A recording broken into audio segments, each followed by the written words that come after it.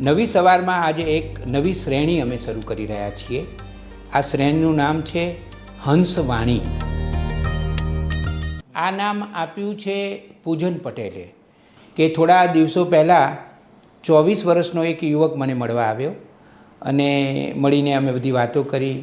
સનાતન ધર્મનો ખૂબ જ જિજ્ઞાસુ અને ચાહક. એણે મને કહ્યું કે હું એક ભજન ગાઉં. મને એટલી બધી નવાઈ લાગી કે અમેરિકાનો કોઈ યુવાન, ભલે મૂળ ગુજરાતી પણ અમેરિકામાં ભણેલો, અમેરિકામાં ઉછરેલો કોઈ છોકરો મારી ઓફિસમાં આવીને મને એમ કહી રહ્યો છે કે મારે એક ભજન ગાવું છે. અને એણે ઉત્તમ રીતે ભજન ગાયું.